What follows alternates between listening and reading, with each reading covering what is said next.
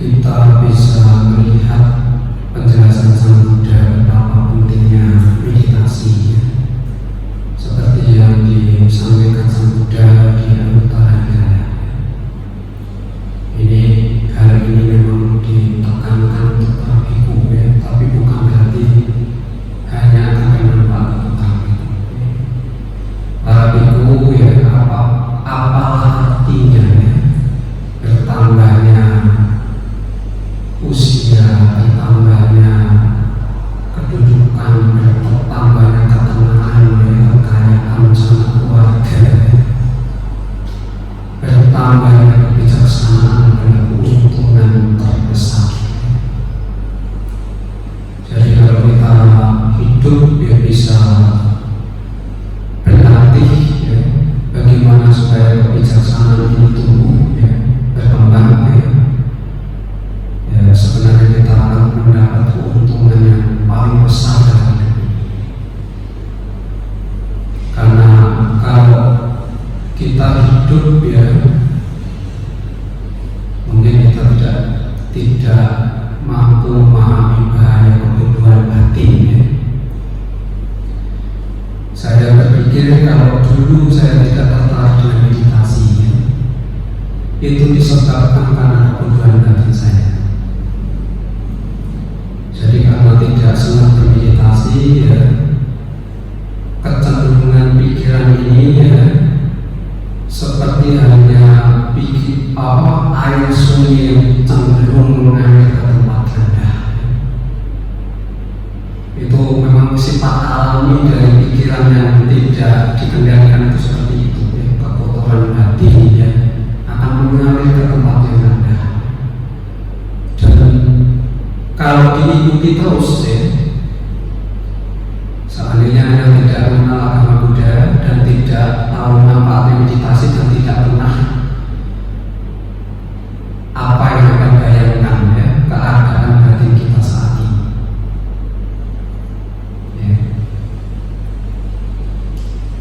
Mungkin Anda orang yang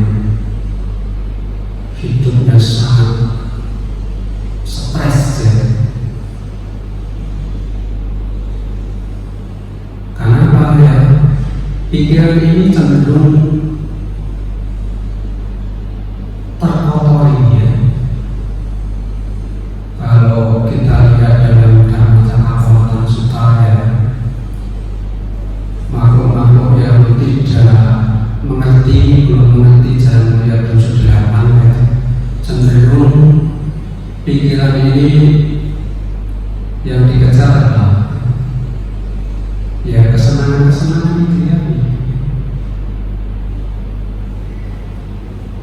indriya itu ada berapa? 6. Kita mengejar kesenangan dari 6 indriya ini tidak ada bisa-bisa. Sesuatu yang kita menyenangkan ingin kita alami lagi, ingin kita nikmati lagi, tapi kalau hal itu selalu diulang-ulang, kita tidak tahu bahayanya apa yang akan timbul.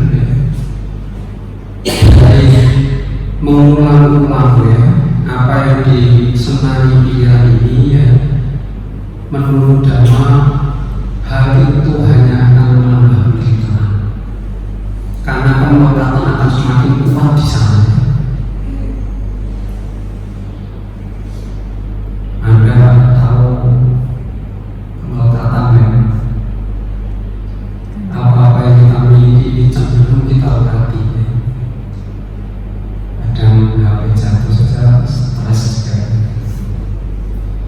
Apalagi misalnya anak sakit, suami misalnya dihubungi dan bisa khawatir, kenapa tidak bisa dihubungi, apa kecelakaan wah mudah sekali pikiran ini dikuasai kekuatan.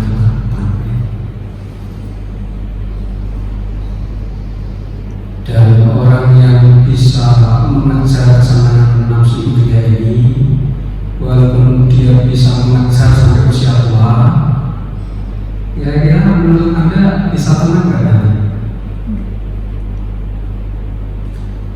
pikirannya bisa tenang saat diharapkan tenang. Kira-kira bisa? Ini nanti kalau direkam harus diedit.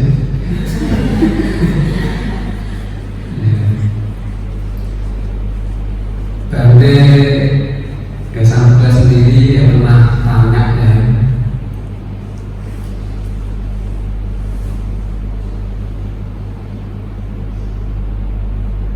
ini mengenai Raja Bimbisara. Raja Bimbisara ingin tahu ya, kebahagiaan yang dialami oleh para petapa ini kebahagiaan seperti apa? Apakah melampaui kebahagiaan yang saya miliki sebagai raja dunia ini? Kemudian Sang Buddha menjawab ya, baginda raja, seorang biku yang sudah bisa mengendalikan pikiran dengan baik, pikiran sudah bisa dijinakan dengan baik, dia akan mampu duduk di tempat ini ya, 1 jam, 2 jam, 3 jam, sehari, 2 hari, 3 hari.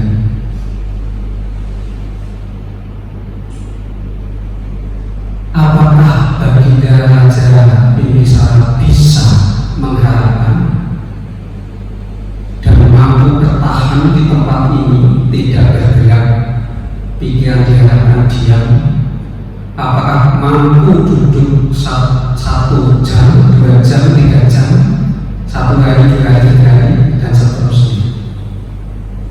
Dari situ Raja Bimbisara mengetahui, oh Allah luar biasa.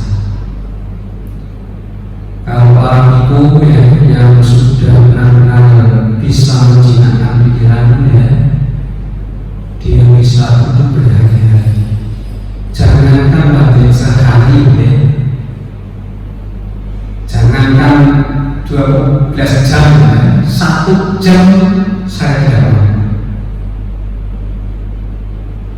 Ini gambaran ya, secara tidak langsung ya, bahwa kebahagiaan yang ditapai oleh para bijaksana ini dengan yang ditapai oleh orang dunia ini ya, ibarat langit dengan bumi. Kebahagiaan tidak terbatas. Oleh karena itu ya, meditasi ini ya, mestinya ya, setelah kita belajar banyak ya, kita bisa menganggap meditasi ini sesuatu yang sangat penting ya, untuk hidup kita. Kalau sesuatu ini sangat penting ya, soalnya ada pengen lihat anak, kalau jalan tidak benar, kira-kira bisa memenuhi bahaya sebelum melihat anak? Bisa kan? Masih ngantuk-ngantuk anak-anaknya yang jauh di mana? Yang diperlukan dari awal sejak kita bangun sebenarnya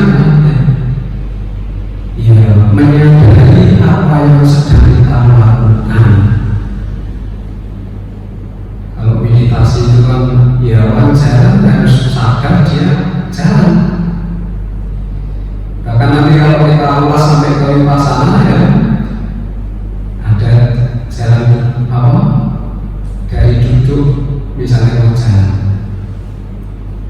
itu harus tahu saya sudah bangun, menyadari bahwa dirinya sudah bangun, sudah tidak terlelap lagi sadarnya. Setelah sadar bangun, apa yang ingin dilakukan?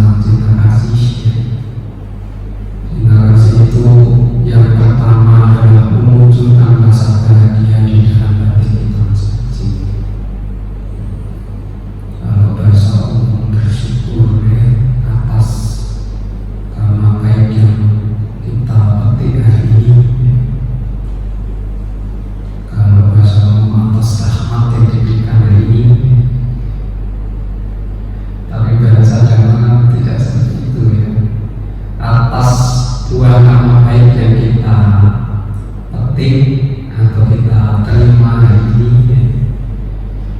Kita bisa berlatih, bisa pergi ke tempat yang kita inginkan ya. Karena kita sehat, kesehatan ini tidak semata-mata karena kita merawat tubuh ya, tapi karena kita memiliki kamar baik di masa lalu juga.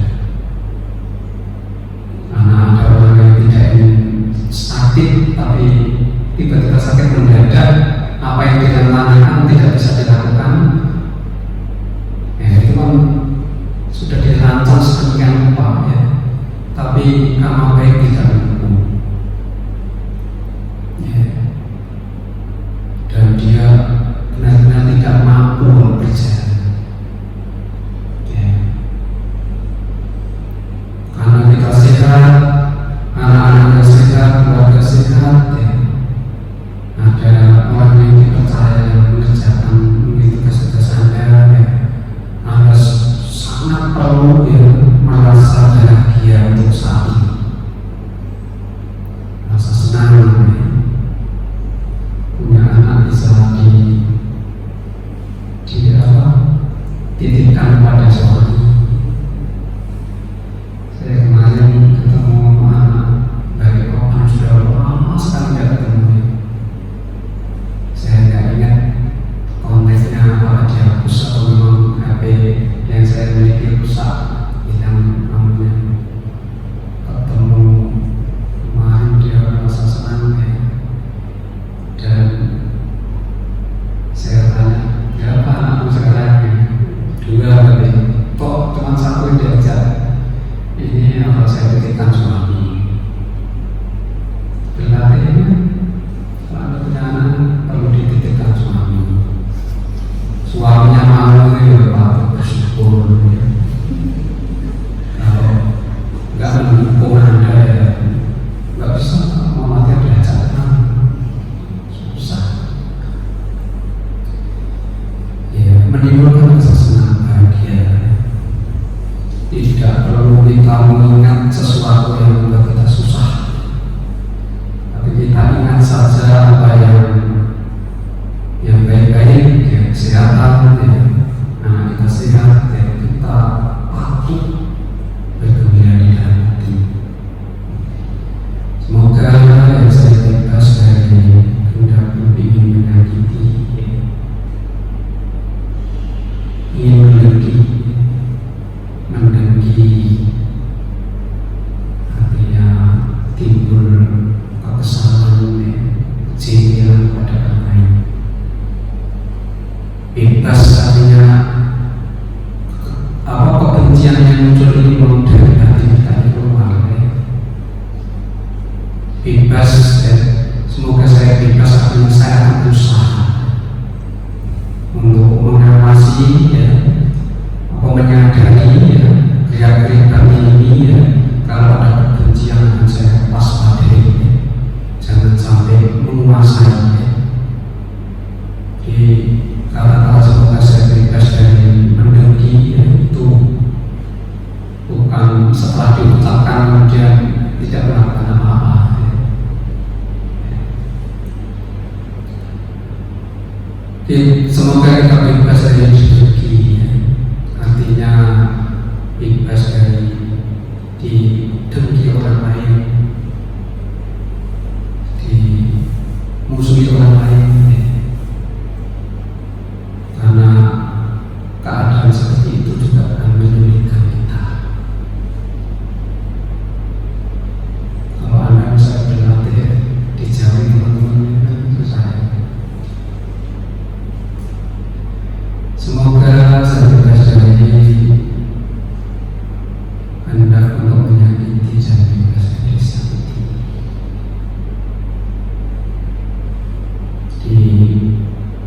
Kalau ada rasa tidak suka, rasa jengkel ya, kita langkah mengetahui keberadaan dalam hati ini ya, bisa terjadi ada dorongan untuk menyakiti orang lain. Dan ingin menyakiti kadang-kadang apa ya, tadi saya mendengar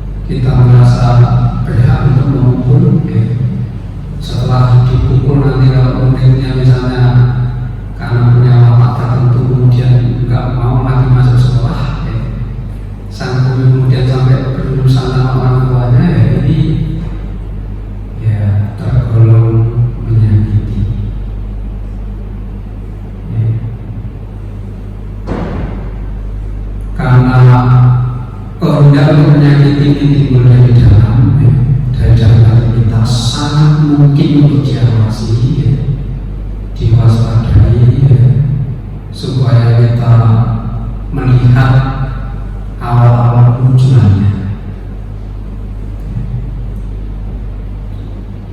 Ini yang saya masih kita kasih dulu. Semoga saya derita jasmani dan derita batin. Di derita batin itu ya termasuk kesusahan, kejijikan, kekhawatiran, kecemasan, macam-macam.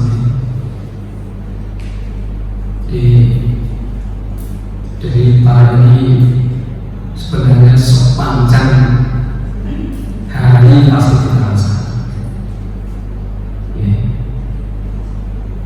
Dan kita berlatih seperti ini ya sebenarnya juga berusaha membebaskan atau mengurangi.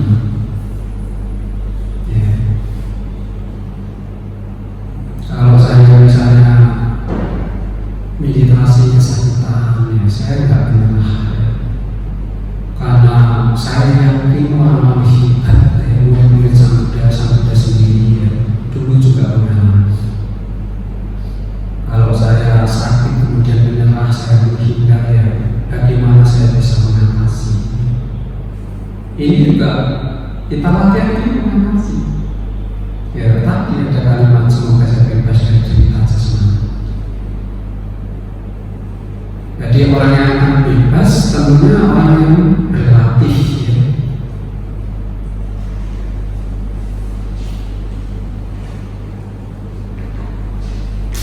Menurut Anda, dalam hidup ini orang itu bisa lepas dengan masalah? Bisa kan? Bisa. Nanti ada sakit itu bermasalah kan? Bermasalah kan? Semua orang sebenarnya nggak bisa terbebas dari masalah, tapi bagaimana saat ada masalah muncul itu kita bisa menghadapi, itu yang bisa dilakukan.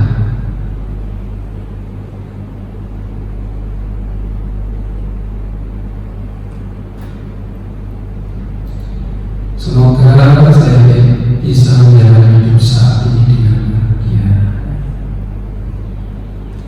dibanggakan diri sendiri, direnungkan, ditujukan ke diri sendiri, bisa setelah itu ditujukan kepada orang yang dicintai,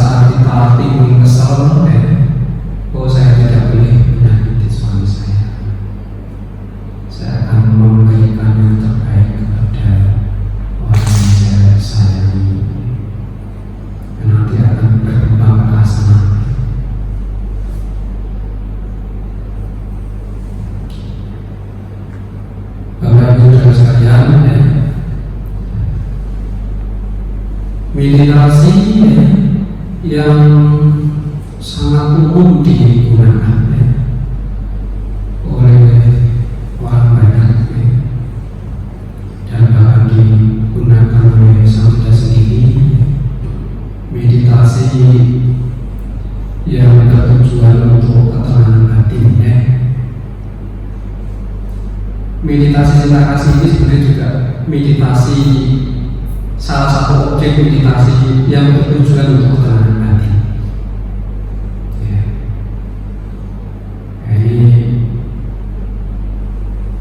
yang umum digunakan selain cinta kasih ya, adalah menggunakan objek amal panas hati ya.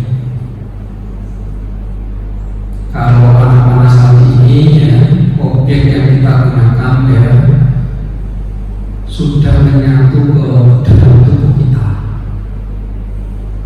Kalau cinta kasih tadi kan objeknya di luar ya, di dalam juga tapi banyak yang di luar ya. Di objeknya salah satu bagian dari unsur tubuh yaitu pernapasan ya. Tujuannya apa ya? Tujuannya supaya pikiran ini bisa ditenangkan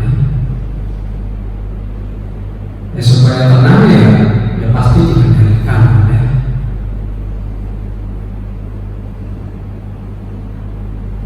Di pernapasan ini seperti objek ya, yang sering digunakan oleh guru meditasi ya. Artinya dijelaskan oleh guru meditasi, karena kita bertujuan untuk menenangkan pikiran ya, mengendalikan pikiran supaya tenang ya. Pikiran ini tidak boleh dibiarkan membara seperti biasanya. Kalau biasanya kan mau mikir apa ya, mikirin ya. Sekarang harus diarahkan ke satu objek saja, yaitu pernapasan. Ibarat ya, pikiran yang terkendali ini seperti gajah liar ya. Gajah ini harus diikat dengan tali yang sangat kuat, dan tali ini diikatkan ke pohon yang kuat juga ya. Ini cara menjinakkan gajah. Anda pernah melihat cara menjinakkan gajah?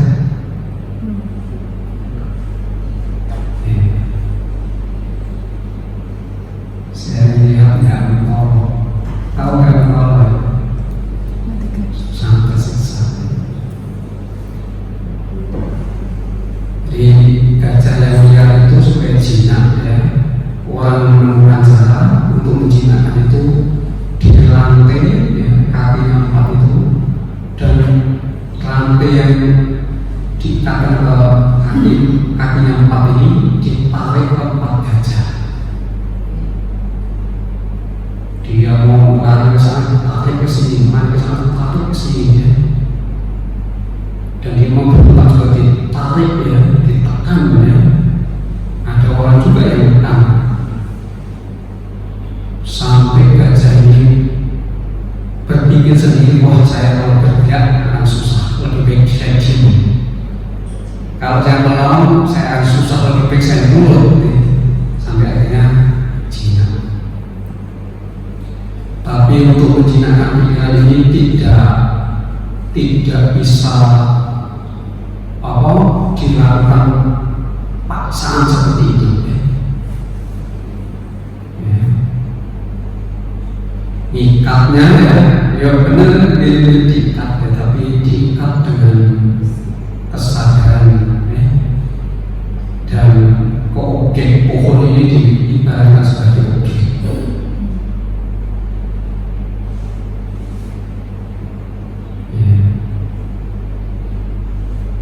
Nanti gajah ini ya, karena sifatnya masih liar pasti akan berkeliaran, tapi tidak jauh dari Tuhan. Dengan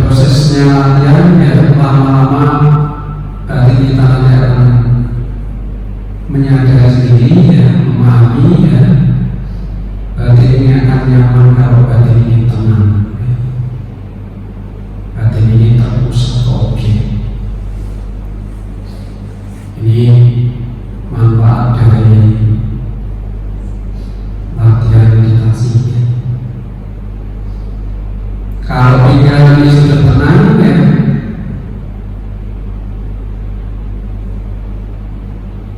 di perlahan kita objek ini pikiran pergi kemana ya, disadari ya, kok pikiran ini pergi, tidak usah dilanjutkan memikirkan apa, tapi secepatnya diarahkan kembali untuk memperhatikan nafas masuk, nafas keluar. Nanti pergi lagi ya, disadari lagi, diarahkan lagi. Kalau misalnya pikiran ini tersiksa dengan rasa sakit ya, bagaimana berarti? Kalau bisa diarahkan ke objek ya diarahkan ya. Tapi kalau tidak bisa ya lakukan perenungan ya. Perenungan yang dilakukan bercara apa ya?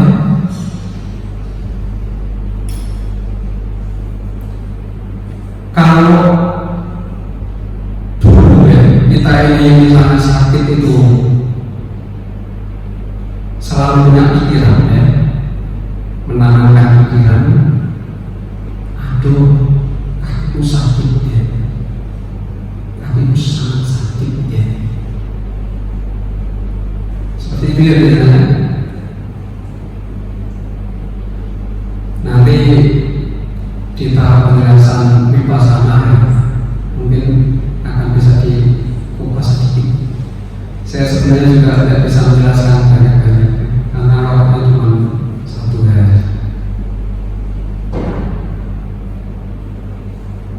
Biasanya berarti meditasi sama nenek itu 1 hari. Ya.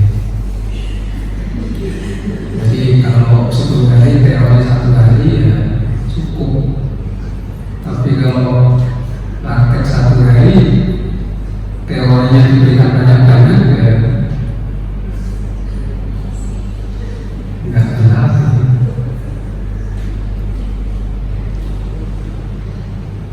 Jadi pada saat kita merasa sakit ya, coba rasa sakit ini diperhatikan ya, dan tanamkan di dalam hati ya ini hanya perasaan sakit. Jangan wah sakit, jangan-jangan nanti saya mikir ya. Jadi disadari ya, nanti setelah disadari dan ketegangan ini berkurang ya, bisa diarahkan kembali untuk mengamati nafas masuk, nafas keluar.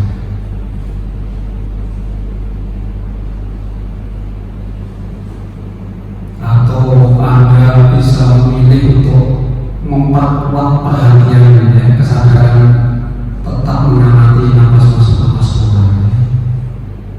Rasa sakit itu ya tidak usah diperhatikan.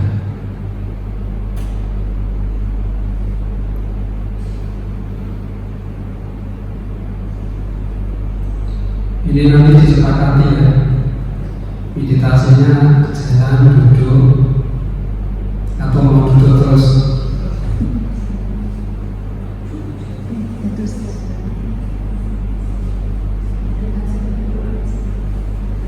Iya nanti kalau mau disepakati 1/2 jam duduk, 1/2 jam jalan ya.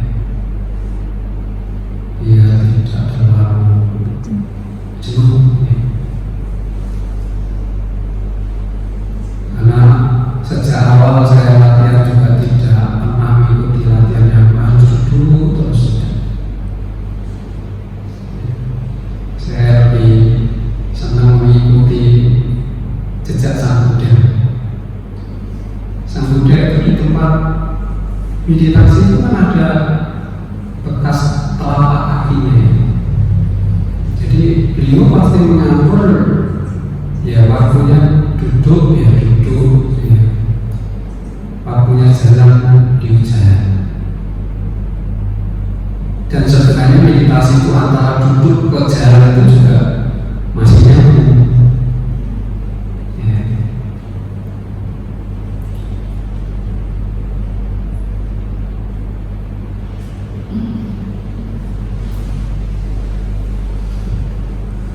Nanti kalau misalnya Anda mengalami rintangan ngantuk ya,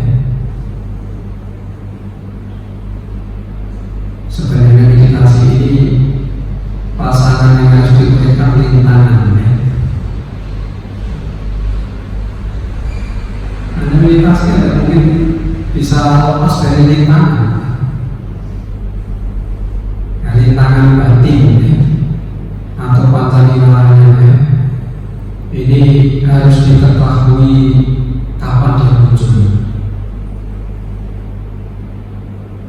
Anda nanti kalau mendengarkan napas pasti salah satu itu akan muncul ya. Bisa juga ya karena tanggal ya, atau nafsu itu yang muncul ya. Untuk mengatasinya tadi bisa dikuatkan perhatian nafas ya, atau mungkin bisa menggunakan perenungan ya. Misalnya yang pernah dipakai para biku ya, kalau pikirannya sedang dikuasai nafsu kesenangan indriawi, nafsu indria ya, beliau bisa menggunakan objek yang sebaliknya ya. Dia merenungkan tentang ketidakindahan. Kalau misalnya ibu ini jalan kemudian nafsu indria menguasai, muncul mengganggu ya, membuat hati menjadi tidak tentram, tidak tenang ya. Ada satu ibu yang menggunakan objek yang sebaliknya, salah satu untuk menakutkan ya.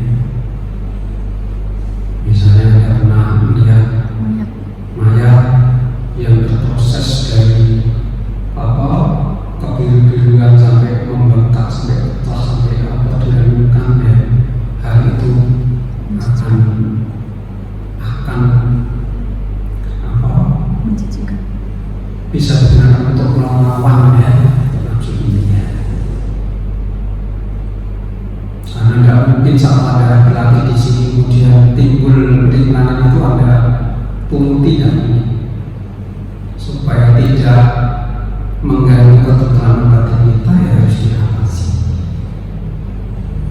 Kalau bisa diatasi dengan menguatkan kesadaran dan nafas ya, kalau tidak bisa ya diatasi dengan cara yang lain. Kalau misalnya timbul kebencian ya, dia pada ketika jahat ya, Anda kuatkan perhatian dan nafas ya, misalnya tidak mengganggu lagi ya. Tapi kalau mengganggu lagi ya, bisa juga digunakan perenungan terhadap cinta kasih. Di dalam diri kita ini ada kebencian yang sangat kuat ya. Kebencian ini sifat buruk yang membahayakan hidup saya. Misalnya ya Anda merenungkan ya, kalau orang itu kebencian yang kuat ya, salah satu kelebihan nanti kalau lahir lagi bisa lahir karena manusia akan buruk rupa, akan punya wajah yang menakutkan ya.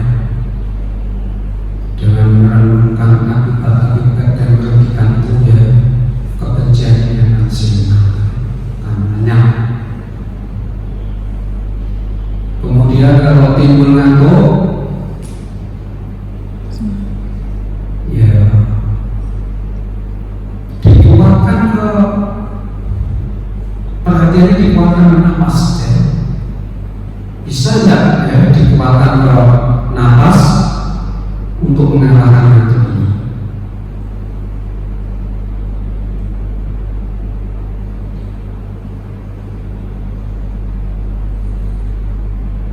Kalau tidak bisa bagaimana ya?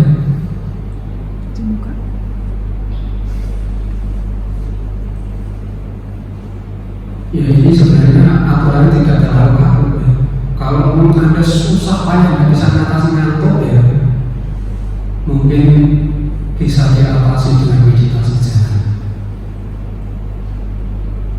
Tapi usahakan kalau jalan tidak berisik. Ya. Saya sangat senang ya kalau orang meditasi itu dia mau ke kamar mandi atau ganti posisi, diusahakan tidak ada suara.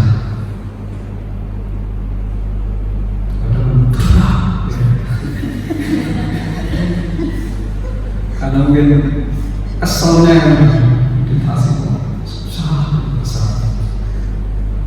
langsung ganti posisi yang terlalu kaget.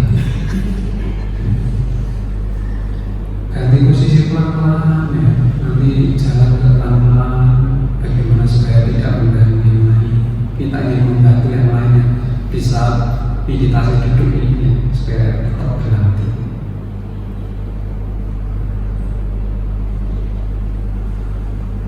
Kalau misalnya jalan nggak bisa ngatasi ya,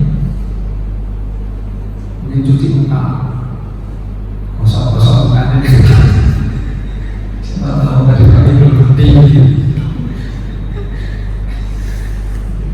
Cuci muka masih ngantuk ya,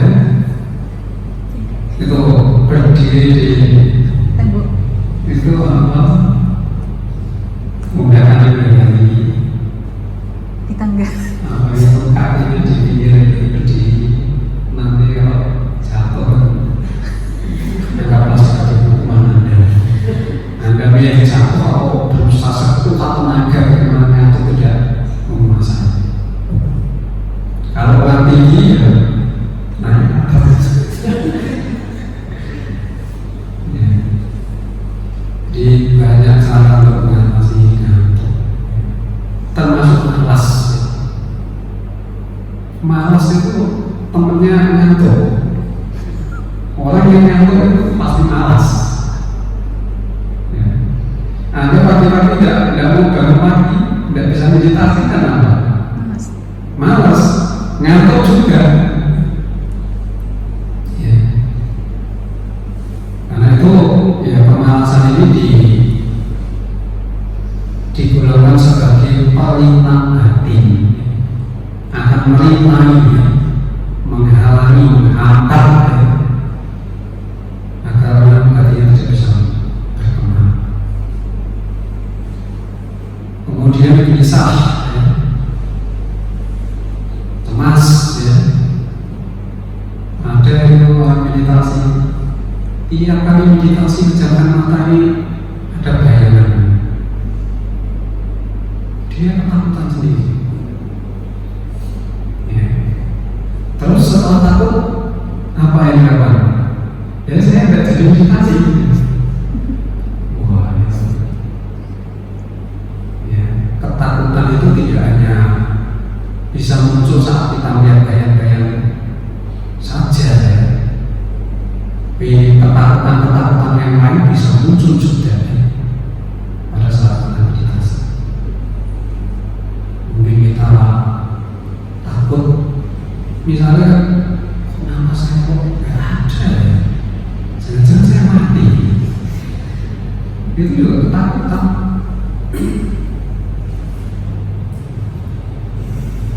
Pernah nggak ada meditasi kemudian tiba-tiba sekarang belum udah berdiri? Pernah? Ya, ketakutan bisa muncul seperti itu juga, ya. Saya waktu di Bantana, karena memang putihnya di hutan, putih dari satu putih-putih yang lain jerit-jerit juga ada mungkin kedengaran, ya.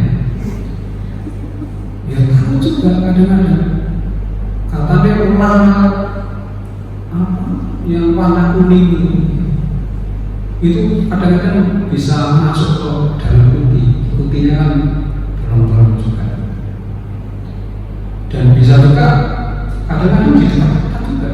Kalau sekarang takut ya, telat mengobati bisa meninggal. Kadang-kadang takut juga ya. Cara mengatasi gimana?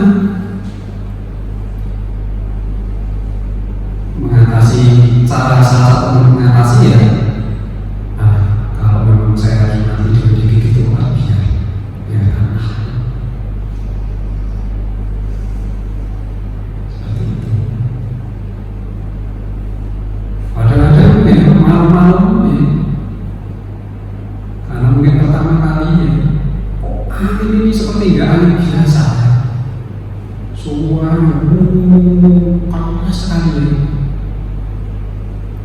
Takut kalau apa pohon di belakangnya roboh, apa kita pohon besar sekali. Ya, ketakutan bisa muncul kapan saja. Macam-macam ketakutan bisa muncul. Kita berlatih untuk mengatasi. Tidak perlu terlalu khawatir, ya. Tidak perlu gelisah.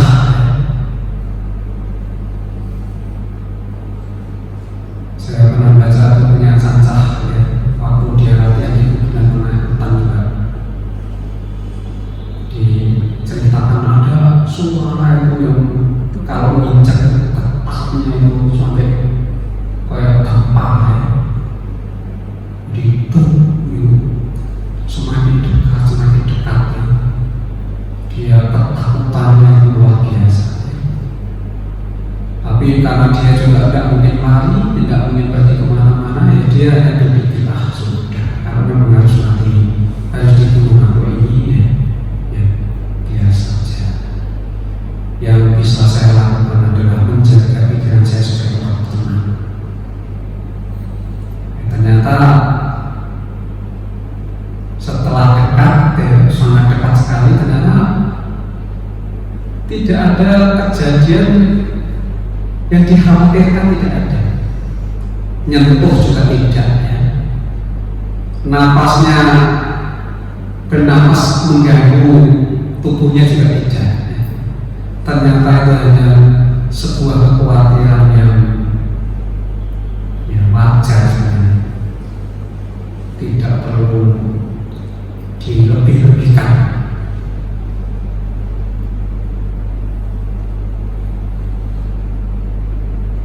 Kemudian dari cara meditasi mungkin kita bisa muncul keraguan. Mana bisa pikiran ini dikendalikan, dijinakkan? Sangat sulit sekali.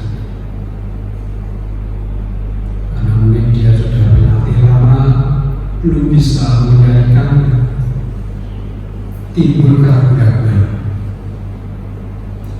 Kira-kira kalau keraguan ini semakin kuat, orang itu masih tetap bersemangat berlatih tidak? Kalau keraguan semakin kuat, pasti akan semakin mundur. Bahkan mungkin tidak akan dilakukan lagi.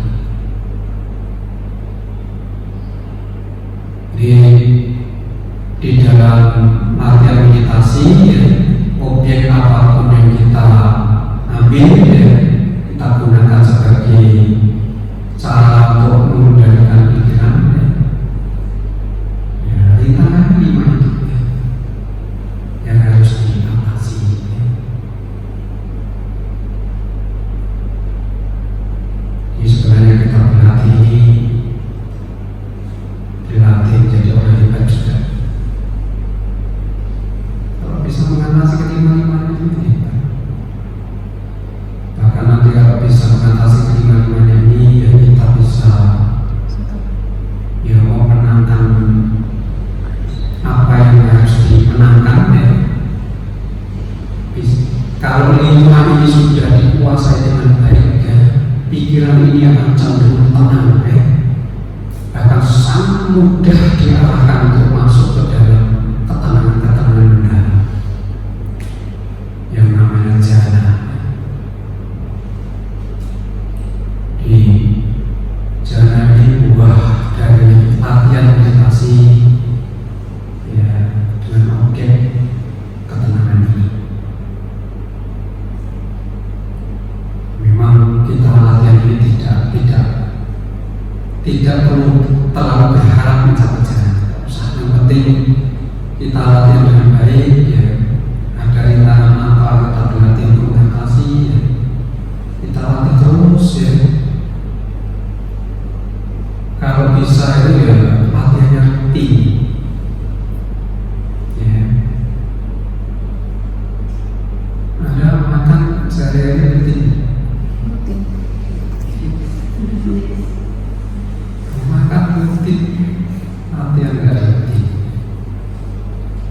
kira-kira akan berdampak baik atau buruk kalau misalnya ada makanan nggak rutin. Misalnya sehari makan, 3 hari nggak makan, tapi nggak puasa. Di artian yang rutin ya. Orang sekolah itu rutin ya? Rutin. Ada aturan sekolah boleh hari ini masuk, besok enggak, lusa enggak, 4 hari masuk. Kalau ada murid seperti itu ya pasti tidak bisa maju. Nanti ya setelah latihan ya di rumah dilakukan secara rutin. Pagi ya, sebelum masak, kalau di rumah masak ya, kayak jam 5 pagi ya, jam 4 bangun ya, baca Al-Quran secukupnya, meditasi ya, secukupnya. Nanti sore sebelum tidur juga seperti itu.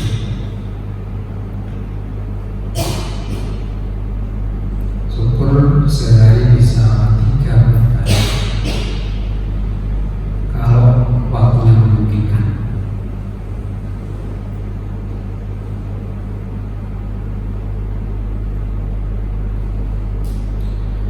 Nah, Bapak Ibu dan sekalian, Bapak mana?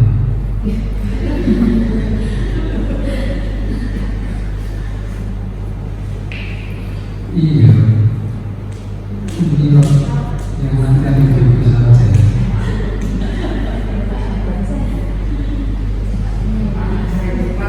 Apa wakil?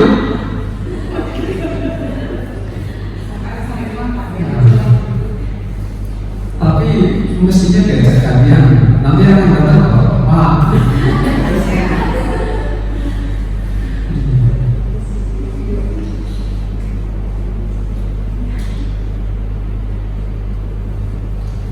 Ya, Bapak Ibu, yang bersaja. Ini anaknya siapa?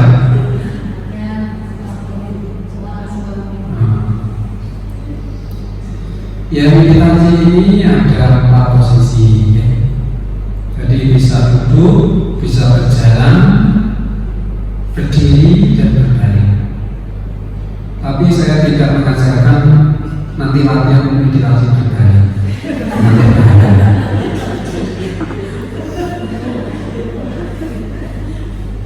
Saya nggak pernah. Saya pak diri saya sendiri pantang melakukan meditasi berbaring. Di saat latihan seperti ini, kecuali misalnya sudah jam 9 malam pergi ke kamar itu saya bisa meditasi berbaring. Tidak langsung tidur tapi berbaring. Enggak harus seperti sang Buddha sih. Berbaring ke atas, menghadap ke atas ya. Tangan ditaruh di perut.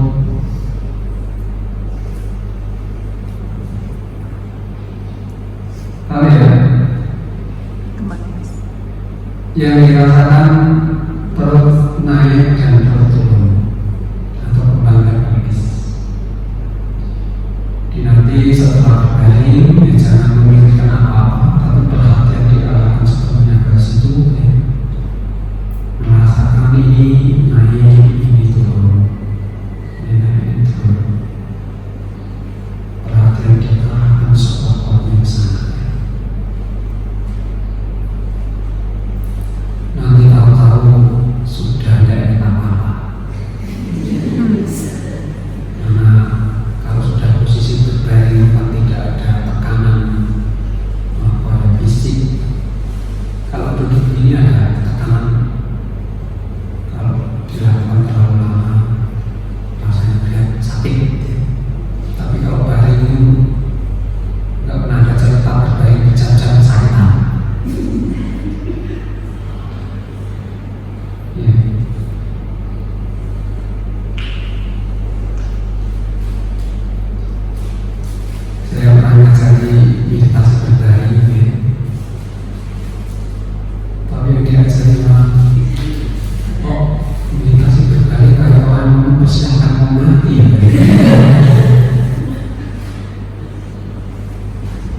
kita ini kayak orang mati loh saat itu, nggak ingat apa-apa, nggak mikir apa-apa, nggak merasakan apa-apa. Orang mati seperti itu, sudah nggak mikir apa-apa, nggak ingat apa-apa, nggak merasakan apa-apa.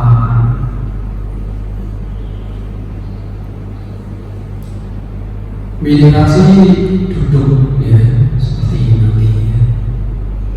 Matanya terpejamkan ya. Duduknya jangan saling menindih. Enggak usah saya kasih contoh ya. Jadi ini tidak menindih, yang ini juga tidak tertindih ya. Supaya bisa bertahan lama. Enggak usah dipaksakan duduk sila seperti terapi, enggak usah. Nanti sendiri tidak bisa. Jadi kaki yang memahami sini, yang satu ini memahami sini, itu sangat sulit sekali. Yang penting tidak saling menindih. Matanya dipejamkan, ya, tangannya ditampar. Setelah matanya terpejam, ya mulai mengarahkan kesadaran. Yang pertama-tama diarahkan untuk menyadari keberadaan kita saat ini yang sedang duduk ini. Nanti ya saat ini saya sedang duduk di tempat ini berlatih meditasi. Diperiksa duduknya yang sudah nyaman atau belum, sudah tegak atau belum. Setelah disadari, diamati dengan seksama ya, duduknya sudah nyaman ya, bisa memulai memperhatikan napas masuk, napas keluar. Karena mengamati ini tugas kita hanya melihat dengan kesadaran ya.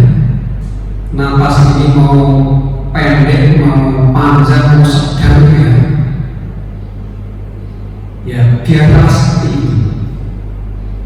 Kita hanya mengamati, hanya melihat dengan kesadaran dan mencatat ya, ini napas masuk panjang, ini napas keluar panjang, ini napas masuk pendek, ini napas keluar pendek, ini napas masuk sedang. Kalau ada yang di sedang. Dengan mengamati ke satu objek ini ya, sangat mungkin kita akan bisa menangkap pikiran yang nanti pergi. Pikiran pergi itu ditandai perhatian dan napas ini pasti terputus ya. Bisa pergi memikirkan kejadian masa lalu ya. Bisa pergi memikirkan kejadian yang akan datang ya. Kalau tidak ke masa lalu, tidak ke masa yang akan datang.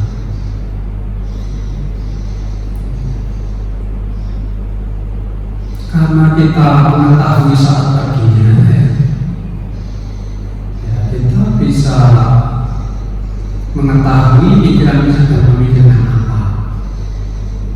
Karena mengetahui ya, pikiran yang sedang memikirkan apa sangat mungkin untuk mengarahkan kembali ya. Saya sedang meditasi, saya akan memperhatikan apa saja.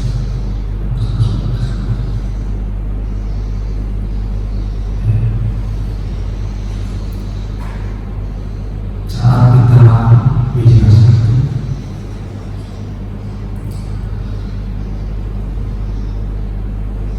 nanti ya, kalau Anda duduk sudah setengah jam 4 ya,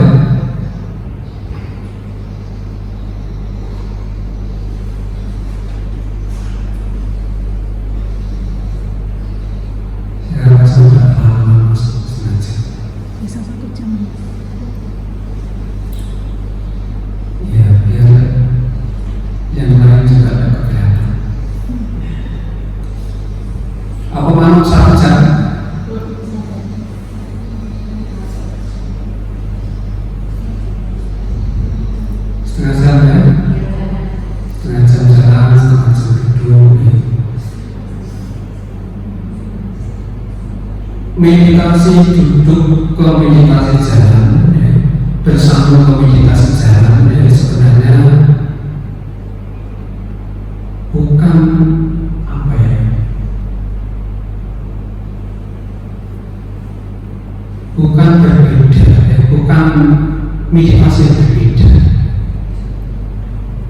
Artinya dalam hal mengalahkan kesadaran ini harus, ya, seperti misalnya orang yang pasangan, saya sudah agak nyaman duduk, misalnya ini berjalan, diawali dengan ingin, ya, itu yang membuat kita bergerak untuk berdiri, ya, kemudian kita ngangkat tubuh, ya, ngangkat kaki, kemudian berjalan, ya.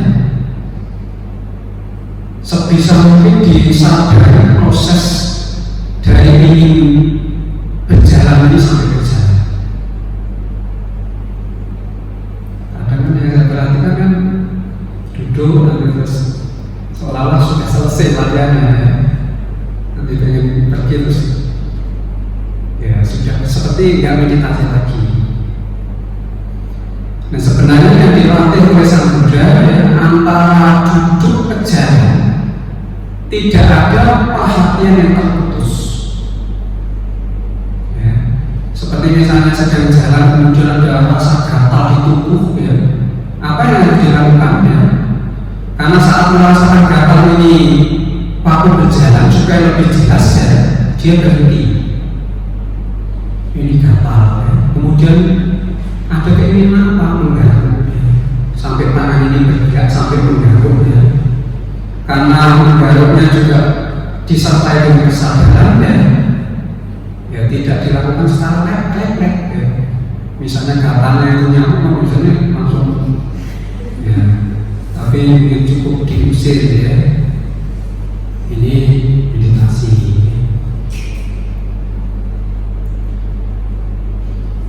Kalau misalnya saya meditasi jalan kemudian tiba-tiba ingin buang, ya, ke toilet, ya, diawali dengan ingin, ya, ingin buang sampai kita terdorong melangkah kaki menuju ke toilet, sampai nanti ngambil gayung sampai bersihkan. Itu semua menjadi objek yang harus diperhatikan. Ini nyambung dengan perasaan. Ya.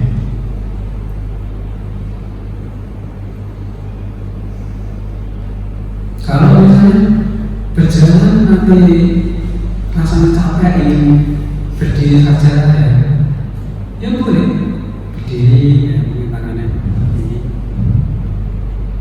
Ya, apa yang perlu diamati yang mungkin lebih mudah, gerakan nafas di perut, ya.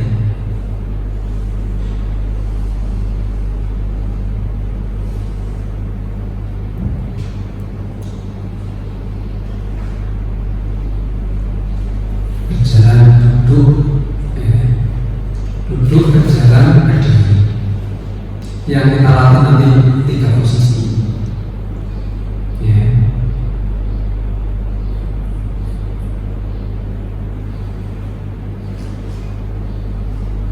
Bapak Ibu dan sekalian, ya, tentang vipassana mungkin sudah cukup itu, ya, disinggung sedikit tadi.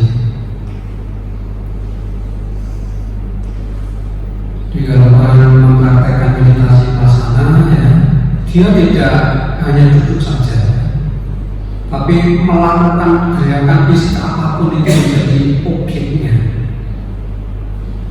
Misalnya orang berjalan juga angkat, naik, maju, turun, letak. Jadi gerakan kaki itu yang dirasakan, yang disadari gerakannya, sehingga pikirannya tidak berpikir kemana-mana.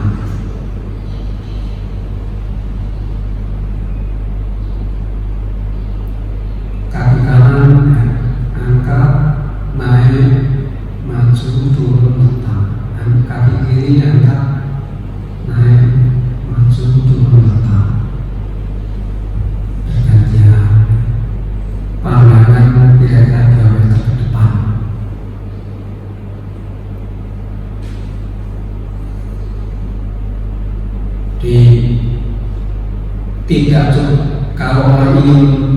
mencapai kesucian, ya tidak cukup meditasi duduk.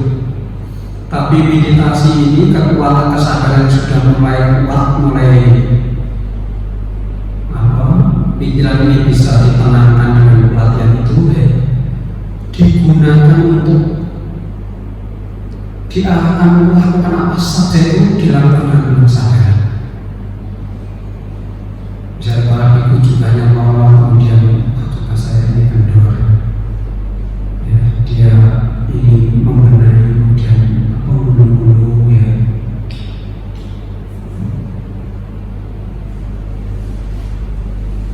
Kalau Anda misalnya nanti sudah bisa menerapkan praktek dalam kehidupan sehari-hari, ya.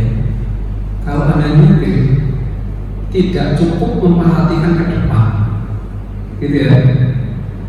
Ya ada kemungkinan di kesepian samping itu dilihat.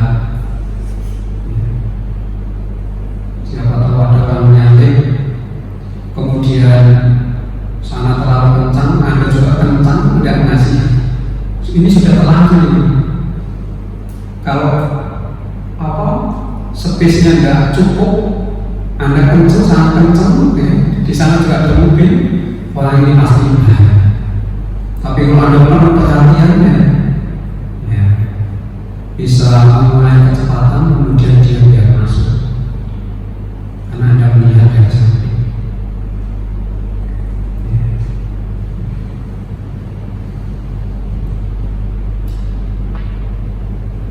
Jadi karena Sang Buddha menggunakan teknik meditasi vipassana Pandana ini, ya, tidak hanya bisa mencapai ketenangan mendalam, ya, tapi bisa mencapai kesucian, bisa membersihkan seluruh kekotoran batin, ya, karena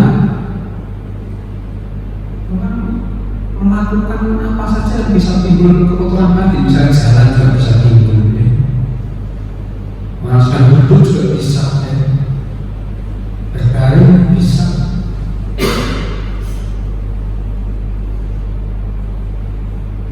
Nanti sore, ya, mungkin bisa ditutup dengan nasihat. 5 menit lagi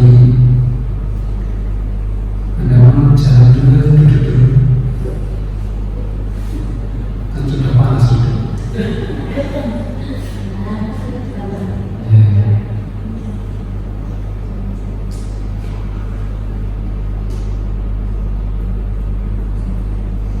Ada yang ditanyakan? 3 menit, 4 menit. Ya.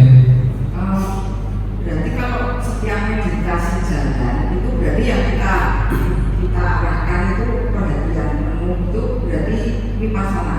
Kalau misalnya mau meditasi jalan tapi konsentrasinya ke samatha, bagaimana?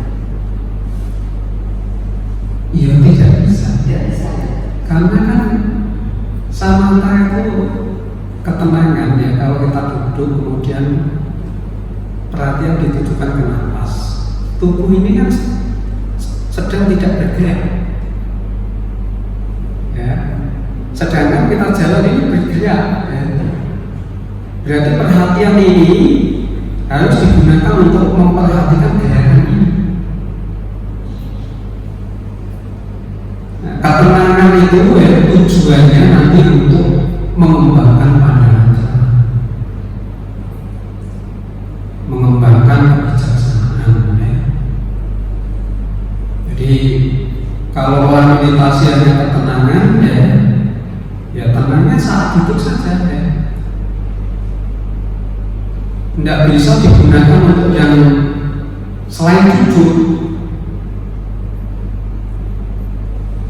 Padahal meditasi pandangan ini kan harus bisa digunakan untuk aktivitas apapun yang sedang kita kerjakan itu dijadikan sebagai objek yang harus diperhatikan, disadari. Ya, nanti misalnya orang jalan di jalan, meditasinya supaya bisa ngamati dulu, tidak memperhatikan yang lain, ya. Di perhatiannya ya, memperhatikan jalan itu, proses jalan itu seperti apa ya, angkat, ya, naik, maju, turun, tetap. Karena kita sedang latihan di tempat ini ya, nggak ada bahaya yang lainnya muncul ya, misalnya bahaya mobil nggak ada ya. Makanya cukup memperhatikan gerakan kaki, perhatiannya ya, tatapan matanya kira-kira 2 meter ke depan, tidak terlalu menengah, tidak terlalu tunduk. Kalau terlalu tunduk nanti percengeng, terlalu mendongak ya nanti juga akan sakit.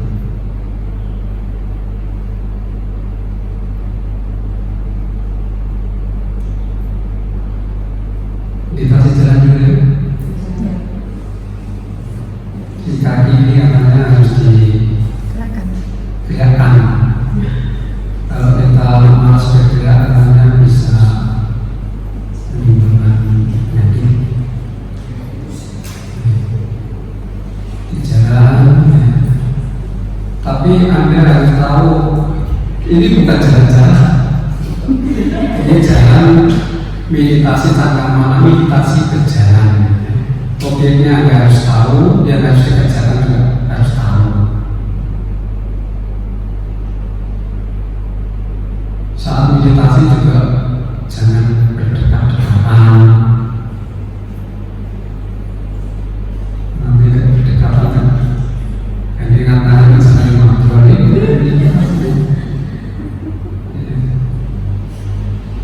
dikasih jalan ya, nanti bisa jalan di luar juga supaya tidak terlalu mepet.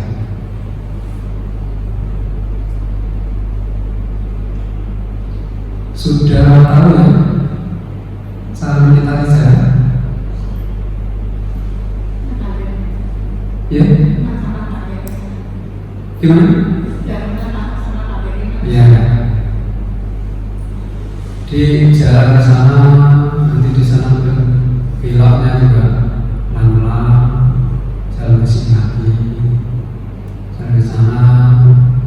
Nanti bisa capek ya, berdiri saja, pejamkan mata, pegang perutnya.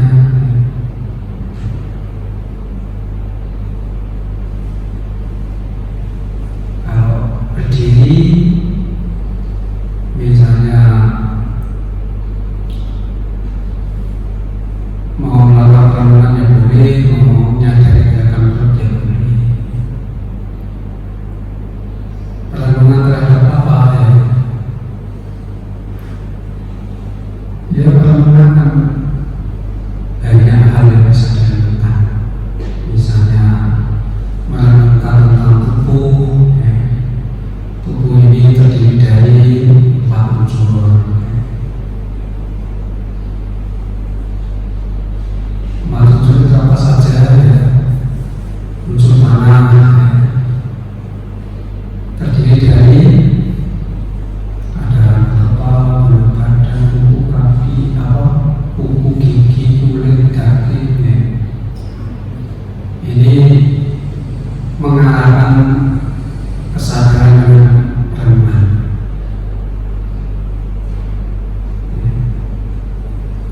Unsur air apa saja ya?